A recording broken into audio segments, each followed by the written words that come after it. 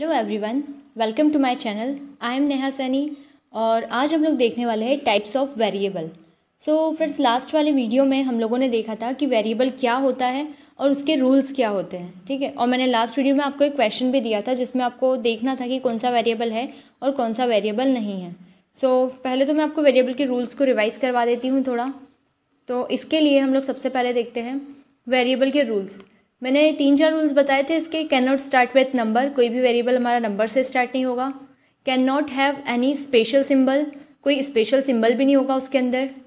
Can not have any white space, उसमें कोई white space भी नहीं होगा। जैसे हम लोग कोई नाम लिखते हैं उसमें हम स्पेस नहीं देते, तो वेरिएबल नेम में भी हमें कोई स्पेस नहीं देना है। और हमारे वेरिएबल्स में only underscore A to Z, underscore small A to Z, capital A to Z और 0 to 9 सिर्फ अल्फ़ा न्यूमेरिक नंबर्स या अल्फ़ाबेट्स ही रहेंगे उसके अंदर। इसके अलावा और कोई भी अल्फ़ाबेट या कोई भी और सिंबल इसके अंदर नहीं रहेगा। तो ये हमारे वेरिएबल के कुछ रूल्स थे, इन्हीं को फॉलो करते हुए हमारा ये आंसर्स है। ओके, अब ये आंसर्स में आप देख लीजिए, यदि कोई भी जो भी वेरिएबल का नाम है वो किसी नंबर से स्टार्ट हुआ है या किसी स्पेशल सिंबल है उसके अंदर या उसके अंदर वाइट स्पेस है, तो वो हमारे वेरिएबल्स नहीं होंगे। उनके अलावा हमारे सारे वेरिएबल्स हैं। ओके, सो अब हम नेक्स्ट देखते हैं कि वेरिएबल्स के टाइप्स क्या क्या हैं, ठीक है।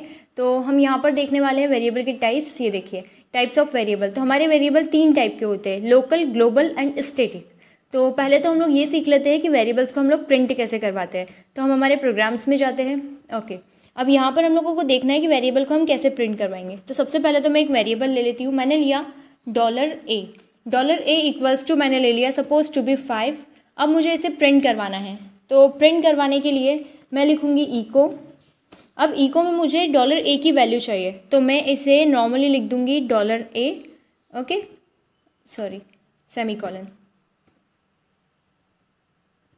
ओके, ये मैंने लिख दिया।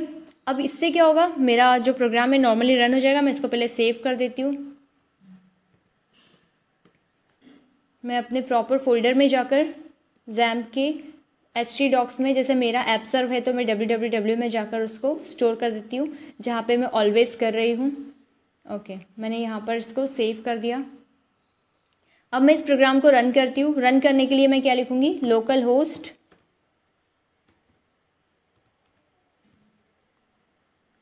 होस्ट के बाद मैंने यदि कोई फ़ोल्डर बनाया है तो उसका नाम आ जाता है। लाइक मेरे फोल्डर का नाम है वीडियो, एंड उसके बाद मैं अपने प्रोग्राम का नाम लिख दूँगी।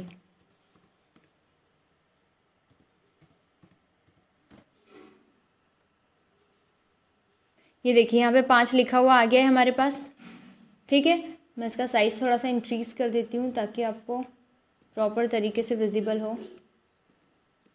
ओके, ये देखिए, यहाँ पर ये 5 आपका आउटपुट आ चुका है। अब हम जाते हैं वापस हमारे कोड में। यदि हम इसको डबल कोड में भी लिखते हैं तो भी हमारा आउटपुट आ जाता है। ये मैं आपको वैसे एक वीडियो में समझा चुकी हूँ, double quote and single code में डिफरेंस। मैंने इसको डबल कोड में लिख दिया और अब मैं इसको रन करके देखती हूँ। तो ये देखिए, डबल कोड में भी वो मुझे 5 आंसर कर रहा है प्रॉपर। ओके, अब यदि मैंने उसको सिंगल कोट में लिखा, तो मैंने आपको बताया था लास्ट वीडियो में कि ये सिंगल कोट में हमारे जो वेरिएबल्स है उसकी वैल्यू को प्रिंट नहीं करता है। वो क्या करेगा, वेरिएबल को एज इट इज़ प्रिंट कर देगा। ये देखिए, $A उसने प्रिंट कर दिया क्योंकि मैंने यहाँ पर उसको सिंगल कोट में लिख दिया है। तो अब मैं इसको सिंगल कोट में से बाहर निकाल देती हूँ। अब हम ये देखते हैं कि किसी स्ट्रिंग को हम वेरिएबल के साथ कैसे लिखेंगे। ओके, जिसको हम कनकटेनेशन बोलते हैं। लाइक स्ट्रिंग को और वेरिएबल को हमको साथ में लिखना है। इसके लिए मैं एक एग्जांपल ले लेती हूँ, सिंपल सा एडिशन का एग्जांपल ले लेती हूँ। मैंने दिया $A इज इक्वल्स टू 5, मैंने दिया $B इक्वल्स टू 8। ओके, मैंने $A इक्वल्स टू 5 दे दिया है, B इज इक्वल्स टू 8 दे दिया है। अब मुझे इनका एडिशन करवाना है, तो मैंने यहाँ पर $C में A प्लस B, तो $A plus $B।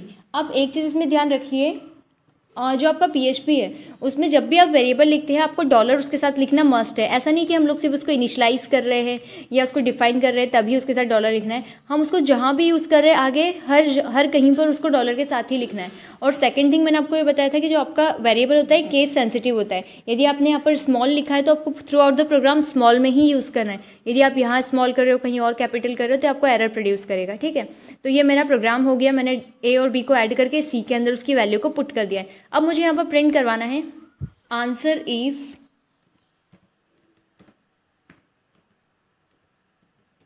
Equals to $A। Okay, तो अब मैं इसे कैसे प्रिंट करवाऊंगी? इसको प्रिंट करवाने के लिए जो चीज़ मुझे एज इट इज़ लिखनी है उसको मैं लिख दूंगी डबल कोट के अंदर। ओके, डबल कोट में, और जो वेरिएबल लिखती हूँ मैं उसको लिखूंगी डबल कोट के बाहर। अब जैसे अभी आपने देखा कि डबल कोट के अंदर भी वेरिएबल लिखा तो चल जाता है, तो मैं नॉर्मली डबल कोट के अंदर भी लिख सकती हूँ। ठीक है, तो मैंने लिखा answer is equals to $A। इतना लिखने में हमारा आउटपुट आ जाएगा। हम लोग चेक कर लेते हैं। आंसर इज इक्वल्स टू 5, क्योंकि हम लोग डबल कोट में तो वेरिएबल को लिख सकते हैं। बट यदि हमने सिंगल कोट का यूज़ किया है तो हम इसमें कॉन्कैटेनेट कैसे करेंगे? मैंने लिखा है यहाँ पर सिंगल कोट। अब यदि मैं इधर सिंगल कोट का यूज़ कर रही हूँ तो यदि मैंने इसका यूज़ किया तो आपने जैसे अभी देखा था थोड़ी देर पहले कि $A को वो प्रिंट कर देता है। अब मुझे ये नहीं चाहिए, मुझे सिंगल कोट में भी उसको अलग चाहिए। तो मैं क्या करूँगी, जो मेरा इक्वल्स टू है उसके बाद सिंगल कोट को बंद करूँगी और यहाँ पर लगा दूँगी डॉट।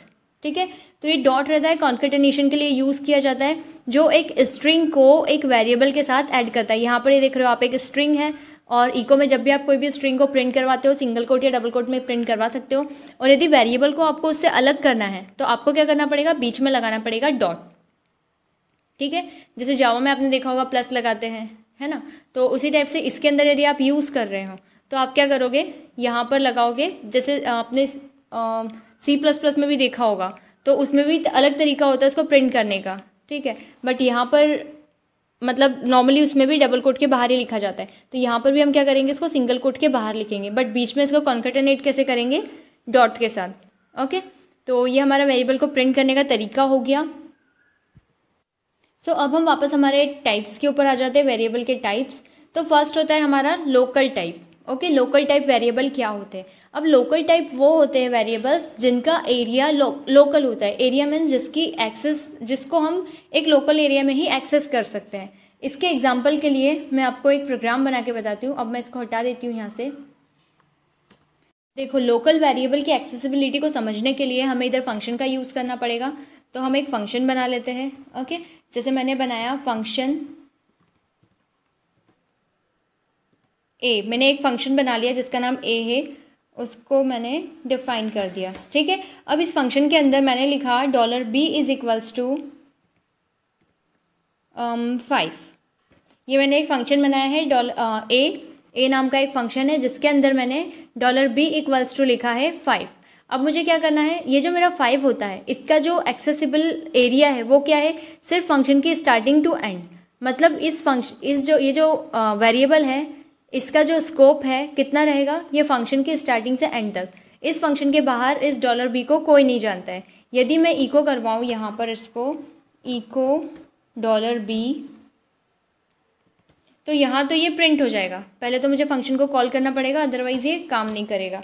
तो फंक्शन को कॉल करने के लिए, अब ये जो फंक्शन है ये भी हमारा एक टॉपिक है जो हम आगे पढ़ेंगे, बट अभी वेरिएबल की एक्सेसिबिलिटी के लिए हमको इसका यूज़ करना पड़ेगा। मैंने फंक्शन को कॉल कर दिया है। अब मैं इसका आउटपुट देख लेती हूँ क्या आने वाला है हमारा। ये मैंने इसको रन किया, ये इसने मुझे दे दिया 5। ओके, अब उसने मुझे 5 तो दे दिया। अब मैंने क्या सोचा कि चलो इस जो B है इसको मैं यहाँ से हटा देती हूँ और इसको मैं यहाँ बाहर प्रिंट करवा देती हूँ। ओके, Ctrl+V, ये मैंने यहाँ पे बाहर प्रिंट करवा दिया। अब इस फंक्शन के बाहर मैंने उसको प्रिंट करवा दिया। अब हम देखते हैं कि इसका क्या आउटपुट आता है। अब उसने देखो कोई भी आउटपुट हमें नहीं दिया है। क्यों? क्योंकि जो फंक्शन, जो हमारा वेरिएबल था उसका एरिया सिर्फ जहाँ पर उसको डिफाइन किया गया है वहीं तक था, उस फंक्शन तक के ही था। उसके बाहर उसका कोई भी एक्सेसिबिलिटी नहीं रहती है। तो ये होता है हमारा लोकल वेरिएबल। लाइक मैंने कोई दूसरा फंक्शन बनाया, ठीक है, मैंने एक फंक्शन बना लिया, मैंने इसको नाम दे दिया ऐड। अब इस फंक्शन के अंदर मैंने दूसरा वेरिएबल बना लिया $C इक्वल्स टू, मैंने दे दिया 4। अब ये जो $C है उसका एक्सेसिबिलिटी एरिया कहाँ तक रहेगा, अब आप लोग भी मुझे बता सकते हैं। यहाँ से तो लेकर यहाँ तक, जो इसका ओपनिंग ब्रैकेट है वहाँ से लेकर ओपनिंग ब्रेसेस से लेकर उसके क्लोजिंग तक, बस यहाँ तक के ही सी को जानते हैं।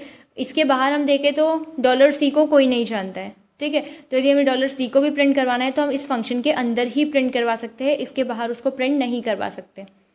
ओके, अब ये चीज़ तो समझ में आ गई कि भाई एक्सेसिबिलिटी एरिया क्या होता है। अब सेकेंड थिंग ये, यदि मैंने यहाँ पर बनाया है डॉलर बी और मैं यहाँ पर डॉलर बी बना सकती हूँ या नहीं, तो यस। यदि मैंने यहाँ पर दिया है डॉलर बी इक्वल्स टू 5 और मैंने यहाँ दे दिया डॉलर बी इक्वल्स टू 4, तो ये जो बी है डॉलर बी, ये जो है वेरिएबल, ये हमारे फंक्शन ए का वेरिएबल है, तो इसको अलग मेमोरी एलोकेट होने वाली है। ये जो है डॉलर बी, ये हमारा ऐड फंक्शन का वेरिएबल है, तो इसको भी अलग मेमोरी एलोकेट होने वाली है। तो यदि आप चाहते हो इस बी को प्रिंट करवाना, जैसे मैंने यहाँ पर एक इको का मैसेज प्रिंट करवा दिया दोनों के इसमें, इको डॉलर बी, अब मैं दोनों को प्रिंट करवा रही हूँ। तो अब इन दोनों में से कौन सा प्रिंट होगा, तो मैं यहाँ पे जो फंक्शन को कॉल करूँगी वो वाला बी मेरा प्रिंट हो जाएगा। जैसे मैंने ए को कॉल किया है, ये देखो ए को कॉल किया है, तो मेरा ये वाला बी प्रिंट हो जाएगा। और जब मैं ऐड को कॉल करूँगी, जैसे मैंने यहाँ पर किया ऐड को कॉल, ये देखिए मेरा ऐड कॉल हो गया, मैंने उसको सेव किया, यहाँ जाकर मैं इसको रन करके देखती हूँ। 5 4 दोनों मेरे वेरिएबल प्रिंट हो गए हैं। मैं इसमें BR टैग लगा देती हूँ, जिससे कि अब देखो यहाँ पे मेरे को स्ट्रिंग का कॉन्केटेनेशन करना पड़ेगा। तो हम क्या लिखते हैं आपको पता है, मैंने अभी जस्ट बताया, डॉट का यूज़ करोगे आप, डॉट के साथ डबल कोट के अंदर आप लिखोगे BR टैग का यूज़ करोगे, ठीक है। ये रहेगा आपका लाइन ब्रेक के लिए। यहाँ पर भी आप सेम चीज़ करोगे, डॉट के साथ आपको जो भी HTML टैग लिखने होते हैं इसके अंदर, आप उसको लिखते हो डबल कोट के अंदर, ठीक है। तो ये इस टाइप से मैंने लाइन ब्रेक करवा दिया ताकि वो एक के नीचे एक आए प्रॉपर तरीके से। अब हम इसको रन करके देखेंगे। उप्स, कुछ मिस्टेक कर दी हम लोगों ने, I don't think so. Okay, ये BR के बीच में हमने यहाँ पर स्पेस दे दिया, यहाँ हमें स्पेस नहीं देना है, कोई भी HTML टैग में हम बीच में स्पेस नहीं देते हैं, अदरवाइज़ वो रन नहीं होता है, इसलिए इसने यहाँ पर वैसा का वैसा प्रिंट कर दिया।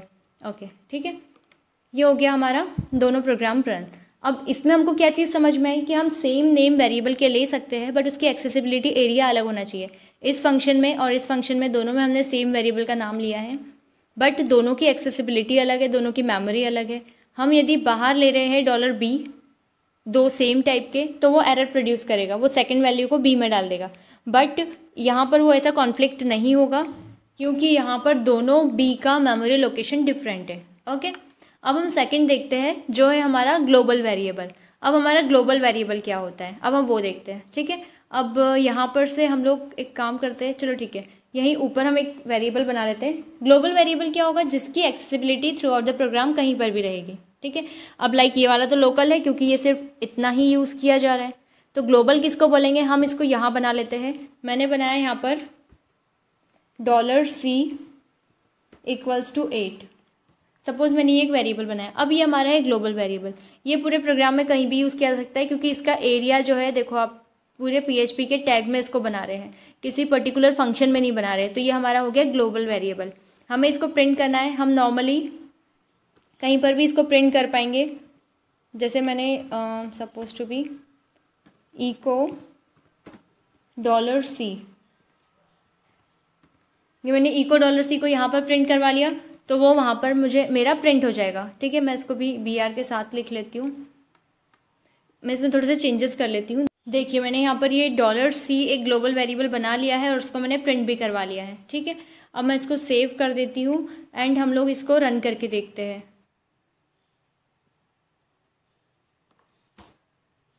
देखो ग्लोबल B इक्वल्स टू 8, ये A फंक्शन वाला B की वैल्यू है और ये ऐड फंक्शन के B की वैल्यू है, ठीक है। अब मैं एक काम करती हूँ, फर्स्टली तो ये जो लोकल वेरिएबल्स है अभी इनको हटा देती हूँ। ये देखिए ये मेरा एक ग्लोबल वेरिएबल है, जो नॉर्मली हम लोग लिखते हैं, इसको हम ग्लोबल वेरिएबल बोलते हैं। अब हम इसका आउटपुट देखेंगे तो हमारा आउटपुट नॉर्मली ये आ जाएगा। अब देखो ग्लोबल 8 तो मैंने प्रिंट करवा दिया, बट यदि जब हमारे साथ फंक्शन रहता है, लाइक मैंने अभी जैसा यहाँ पे लिखा हुआ था प्रोग्राम, अभी हमारा एक फंक्शन है, अब ये फंक्शन के अंदर हम ग्लोबल वेरिएबल को एक्सेस कर पाएंगे या नहीं। जैसे ये जो लाइन है हमारी $C वाली, ठीक है, मैंने इसको कॉपी कर लिया। अब मैं इसको कहीं पर भी यूज़ कर सकती हूँ, लाइक मैं इधर एंड में भी यूज़ कर सकती हूँ, एंड में भी वो प्रिंट कर देगा, ठीक है। बट क्वेश्चन इज़ कि जो हमारा वेरिएबल है उसको हम फंक्शन के अंदर प्रिंट करा सकते हैं क्या। मैंने यहाँ पर इसको पेस्ट किया। अब देखो मैंने ये जो $C है उसकी वैल्यू को मैं प्रिंट करवा रही हूँ फंक्शन के अंदर, ठीक है। अब मैं ये एक्स्ट्रा चीज़ें सारी हटा देती हूँ ताकि जो हमारा प्रोग्राम है हमें क्लियर दिखे। तो मैंने ऐड फंक्शन को हटा दिया है जिसकी हमें कोई ज़रूरत नहीं है। इस C को भी मैं हटा देती हूँ। चलो ठीक है, ये वाली को रहने देती हूँ। अब इतना क्वेश्चन हमारे लिए काफ़ी है प्रोग्राम। यहाँ पर मैंने क्या लिखा है, $C की वैल्यू और उसको प्रिंट करवाया। फंक्शन A के अंदर मैंने $C की वैल्यू को प्रिंट करवाया है, ठीक है। ये B वाली को मैं हाइड कर देती हूँ। उसके अलावा मैंने प्रोग्राम के बाहर जो फंक्शन है उसके बाहर भी मैंने C को प्रिंट करवाई हूँ। अब हम इसका देखते हैं आउटपुट क्या आता है। ये मैंने इसको प्रोग्राम को ले आया। देखिए ग्लोबल B8 यहाँ पे प्रिंट हो गया, ग्लोबल B यहाँ पे प्रिंट नहीं हुआ, ग्लोबल B8 यहाँ पर प्रिंट हो गया। अब फर्स्ट प्रिंट हो रहा है, लास्ट प्रिंट हो रहा है, बट बीच वाला प्रिंट नहीं हो रहा है। चलो हम देखते हैं। फर्स्ट प्रिंट हो रहा है, ये हमने बाहर प्रिंट करवाया है। लास्ट प्रिंट हो रहा है, ये भी हमारा बाहर प्रिंट हो रहा है क्योंकि ग्लोबल है।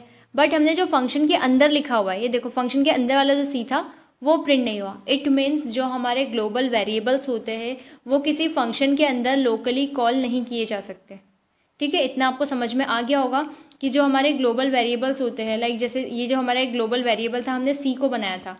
इस ग्लोबल वेरिएबल को हम लोग किसी भी फंक्शन के अंदर नहीं कॉल कर पाएंगे। ग्लोबल वेरिएबल सिर्फ फंक्शन के बाहर ही मतलब प्रिंट किए जा सकते हैं, ओके।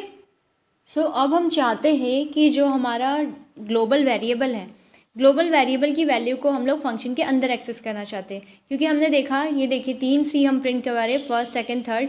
ये हमारा ग्लोबल वेरिएबल था, फर्स्ट और थर्ड तो प्रिंट हो रहा है बिकॉज वो फंक्शन के बाहर है, बट अंदर वाला प्रिंट नहीं हो रहा है, ठीक है। ये जस्ट हमने अभी इसका आउटपुट में चेक किया, ये देखिए यहाँ पर नहीं था वो, ठीक है। अब हम ये चाह रहे हैं कि जो हमारा ग्लोबल वेरिएबल है उसको हम किसी फंक्शन के अंदर भी एक्सेस कर पाए।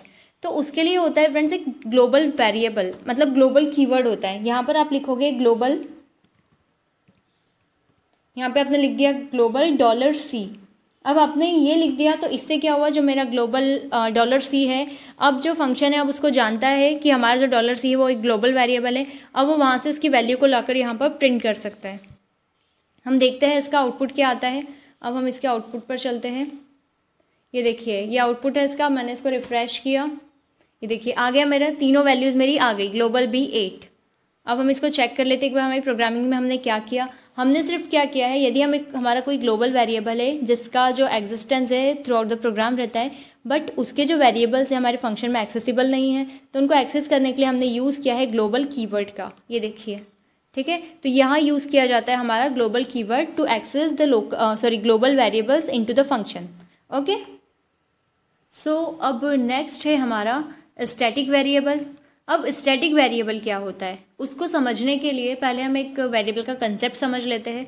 सबसे पहले तो मैं पूरा प्रोग्राम को डिलीट कर देती हूँ क्योंकि हमें अभी इसकी ज़रूरत नहीं है। जस्ट एक फंक्शन मैंने बनाया हुआ है, ओके, और उसको मैंने कॉल करवाया है। अभी देखो मेरे प्रोग्राम में सिर्फ एक फंक्शन है A, और उसको मैंने कॉल किया है। अब मैंने क्या किया, इस फंक्शन के अंदर यहाँ पर मैंने लिखा $A, अभी A नहीं लिखती हूँ, यहाँ पर B लिख देती हूँ, okay. $B is equals to मैंने लिखा है 9, ओके। अब ये मेरा एक वेरिएबल है, मैंने इसको किया यहाँ पर इको मैंने किया, ये ऐसा इको करवा लेती हूँ मैं उसको।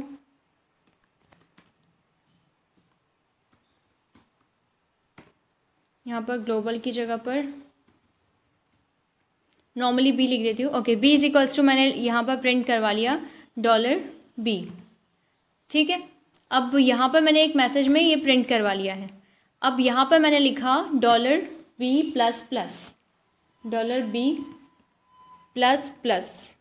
अब देखिए पहले हम यहाँ पर इसका एग्जीक्यूशन समझते हैं। लाइक ये फंक्शन A है, उसमें मैंने दे दिया है $B इज इक्वल्स टू 9। मैंने उसको इको करवा लिया है और मैंने लिख दिया है B++, और मैंने नीचे इसको कॉल कर दिया है। इट मीन्स जब ये कॉल होगा तो B की वैल्यू को ये पहले प्रिंट करेगा, देन उसको इंक्रीमेंट कर देगा, ठीक है। मैंने इसको एक बार और कॉल कर दिया, देखिए मैंने सेकंड टाइम उसको और कॉल कर दिया। अब क्या होगा, जब फर्स्ट टाइम ये अंदर जाएगा, इसको ये 9 को प्रिंट करेगा। जैसे मैं आउटपुट आपको नीचे लिख के बताती हूँ। पहले इसने हमारा आउटपुट दे दिया 9 हमें, ठीक है। 9 आउटपुट देने के बाद जब ये वापस अंदर जाएगा फिर से ये B में 9 को इनिशलाइज करेगा, फिर 9 को आउटपुट में देगा। ये देखिए फिर इसने 9 को आउटपुट में दिया, ठीक है। फिर ये n++ होकर 10 हो जाएगा। 10 होने के बाद ये फंक्शन एग्जीक्यूशन कंप्लीट हो गया। अगेन मैंने A को कॉल कर दिया, अगेन ए को कॉल करने के बाद क्या हुआ, फिर से ये कॉल होगा, फिर से बी की वैल्यू को इनिशलाइज करेगा 9 से, 9 को पहले प्रिंट करेगा, ओके, और उसके बाद फिर प्लस प्लस करके फिर 10 कर देगा। इट मीन्स ये बार बार क्या कर रहा है, जैसे ही फंक्शन के एग्जीक्यूशन के बाहर निकलता है ये अपनी मेमोरी को डिलीट कर देता है या मेमोरी को खाली कर देता है। इट मीन्स ये जो बी की वैल्यू पहले 9 थी, जैसे ही फंक्शन का एग्जीक्यूशन हो जाता है कंप्लीट, बी की वैल्यू खाली हो जाती है, फिर वापस से जब ये एग्जीक्यूशन में जाता है तो वापस उसको क्या मिलता है, $b=9। तो ये हमें इस टाइप से आउटपुट दे रहा है 999। ठीक है, हम इसको रन करके मैं आपको बता देती हूँ कि क्या आउटपुट है मेरा। ये तो मैंने अभी जस्ट यहाँ पर लिख दिया है, ये देखिए मैंने इसको रन किया, ये देखिए b=9, b=9। मैं आगे से माइनस माइनस हटा देती हूँ, अदरवाइज कन्फ्यूज़न क्रिएट करेगा ये, वो जस्ट सिम्बल्स थे। ओके, अब देखिए यहाँ पर क्या आउटपुट आया मेरा, b=9, b=9, b=9। ऐसा क्यों आ रहा है, फर्स्ट टाइम कॉल हुआ 9 असाइन हुआ, 9 प्रिंट हो गया, प्लस हुआ, लेकिन जब सेकेंड टाइम कॉल हुआ तो उस टाइम पर ये b वापस से इनिशलाइज हुआ, क्योंकि जैसे ही हम फंक्शन के बाहर निकलते हैं हमारी मेमोरी फ्री हो जाती है। तो अब हम क्या देख रहे हैं, स्टैटिक वेरिएबल। अब स्टैटिक वेरिएबल कैसे रहते हैं, हम इसके आगे लिख देंगे स्टैटिक।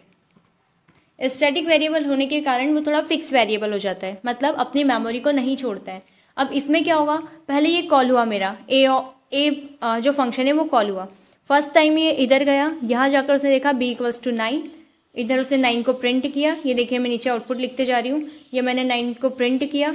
ठीक है, उसके बाद मैं आई प्लस प्लस पर आने के बाद हो गई वैल्यू 10।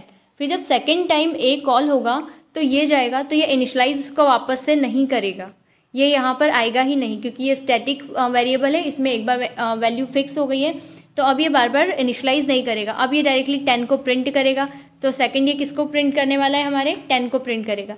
10 को प्रिंट करने के बाद इसने प्लस प्लस करके इसको कर दिया 11, वापस यहाँ गए हम लोग, इधर से फिर यहाँ जाके वो 11 प्रिंट करेगा और इसको कर देगा 12, तो लास्ट वो क्या प्रिंट करेगा, 11। इट मीन जब ये फंक्शन का एग्जीक्यूशन कंप्लीट हो रहा है तो अपनी वैल्यू को छोड़ता नहीं है।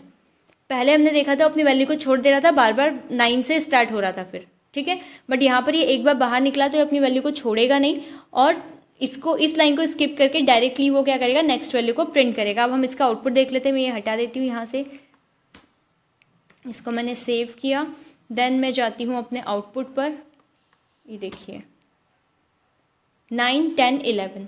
ठीक है, तो ये होता है हमारा स्टैटिक वेरिएबल। जो स्टैटिक वेरिएबल होता है वो क्या करता है, अपनी वैल्यू को छोड़ता नहीं है, उसका मेमोरी स्टैटिक होता है जो कि वैल्यू को फिक्स करके रखता है। ठीक है, ये थे हमारे टाइप ऑफ वेरिएबल्स, या इसी को हम लोग कहते हैं स्कोप ऑफ वेरिएबल। सो यदि आपको इसके अंदर कोई भी डाउट हो तो आप प्लीज़ मुझे कमेंट करके पूछिए, और आपको मेरा लेक्चर कैसा लगा ये भी कमेंट कीजिए, and please like, subscribe and share my channel. Thank you.